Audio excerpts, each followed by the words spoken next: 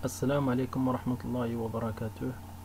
Chers élèves, on va commencer la troisième partie de la leçon concernant la concentration molaire des espèces chimiques en solution. تركيز مولي الأنواع الكيميائية في محلول.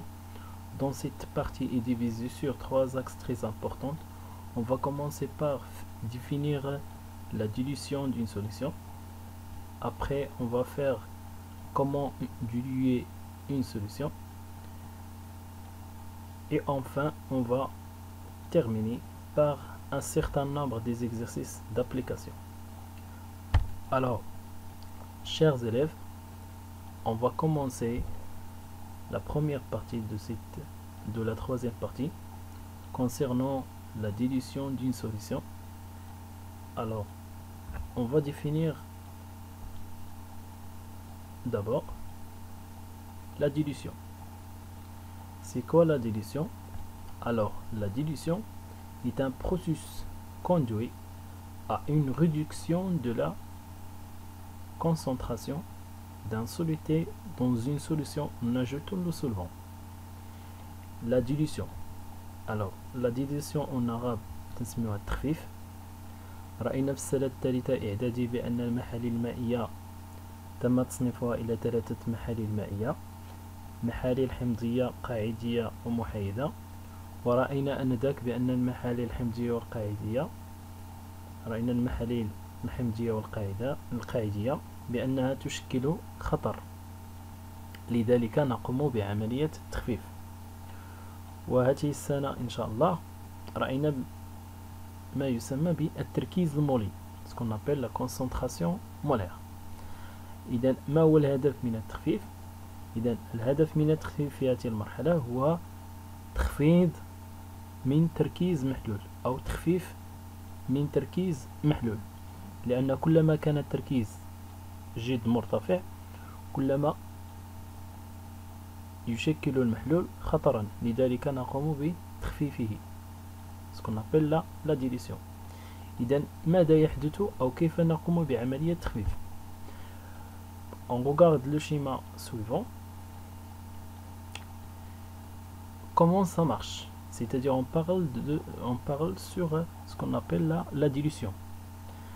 إذن أثناء التخفيف نقوم بأخذ المحلول البدئي اللي هو هذا، il s'appelle la concentration mère. هذا المحلول يحتوي على حجم ديال 10 أو 100 مليلتر من الجسم المذيب، ونضيف إليه الجسم المذاب. Ici, les particules en rouge représentent le soluté. تتمثل جزيئات أو أيونات الجسم المذاب. Alors, comment faire pour faire l'addition? On ajoute un volume d'eau. Par exemple ici, le volume qu'on a ajouté c'est 100 ml، يعني تنضيف 100 ملل من الماء. بعد ذلك نحصل على هذا المحلول. هذا المحلول cette solution il s'appelle la solution phi. إذن هذا المحلول البدئي وهذا يسمى المحلول النهائي. Donc le volume final ou bien le volume après la dilution égale 100 plus 100 égale à combien? 200. Et la quantité de matière égale à 4 moles. C'est-à-dire, pour préparer une solution à une concentration faible ou bien de concentration finale, à partir d'une solution plus concentrée, c'est-à-dire ici, la concentration qu'on a ajoutée est très concentrée. On prend le volume VI, c'est-à-dire le volume isna, خدينا المحلول البدئي de la solution à diluer, et on l'ajoute ونضيف إليها أو إليه un volume VE. VE représente le volume d'eau distillée، يعني حجم الماء المقطر. de volume final. Alors هنا هو الvolume final، هو الحجم النهائي. le volume final dans ce cas-là égale à combien? Égale à 100 millilitres de la solution de départ plus 100 ml d'eau distillée. C'est pour cela on écrit V final égale à VI plus VE. Alors, qu'est-ce que se conserve? Alors, qu'est-ce qui se conserve lors d'une dilution? Si on prend la figure précédente, regardez bien ici que la quantité de matière avant la dilution égale à 4 mol et la quantité de matière de la solution phi ou bien la solution finale égale à 4 mol. C'est-à-dire, on remarque que la quantité ici de matière conserve. Alors, lors d'une dilution, il y a une conservation de la quantité de matière. C'est pour cela qu'on écrit la quantité de matière avant la dilution égale à la quantité de matière après la dilution. Et combien إذا هنا كمية المادة إذا أثناء التخفيف كمية المادة تنخفض، لذلك نقوم بكتابة كمية المادة البدئية تساوي كمية المادة النهائية. ورأينا في الفقرة السابقة بأن التركيز اللي هو C يساوي كمية المادة مقسومة على الحجم. إذا مباشرة كم تساوي كمية المادة؟ La quantité de matière égale à la concentration fois le volume. Mais ici, la quantité de matière avant la dilution, donc égale à la concentration avant la dilution fois le volume avant la dilution, égale à la concentration après la dilution fois le volume après la dilution. Alors, chers élèves, pendant la dilution, la quantité de matière dissolutée est maintenue constante. N de x égale à constante. Donc, à noter bien que pendant la dilution, la quantité de matière toujours est constante. La quantité de matière dissolutée dans la solution concentrée est Ni. On peut représenter N avant la dilution ou bien par la notation suivante, Ni, c'est-à-dire la quantité de matière initiale égale à combien? La concentration initiale fois le volume initial. Et la quantité de matière dissolutée dans la solution diluée, c'est la même chose, NF ou bien N après N final égale à C final fois V. Alors, puisque la dilution ne change pas la quantité de matière dissolutée, alors on écrit Ni de x égale à Nf de x. بمعنى أثناء التخفيف لا تتغير كمية المادة المذاب أو الجسم المذاب، بمعنى نكتب أن كمية المادة البدئية تساوي كمية المادة النهائية. إذا انطلاقا من هذه العلاقة يمكن تعويض Ni ب Ci fois Vi و Nf ب Cf fois Vf. فنجد العلاقة التالية. Cette relation elle s'appelle la relation de dilution. هذه العلاقة المحصل عليها تنسميها la relation de dilution، علاقة التخفيف.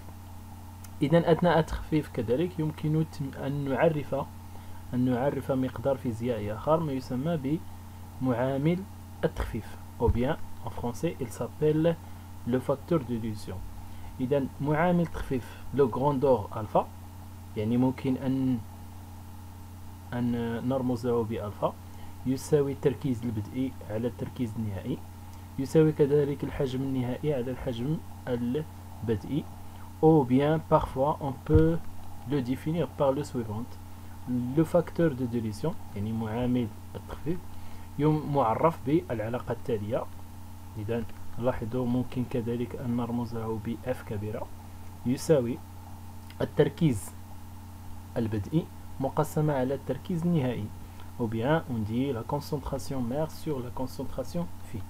إذا الآن أعزائي التلاميذ بعدما تعرفنا على كيف تتم عملية التخفيف وما هي المقادير المرتبطة بها، نمر الآن إلى on va commencer maintenant par comment faire pour préparer une dilution. Par exemple, pour préparer une solution S, إذا لكي نحضر جسم أو محلول S1, une solution S1 est une solution aqueuse diluée de saccharose de volume V1 égale à 50 ml à partir de la solution S0 de concentration C0 égale à 0,73 mol par litre.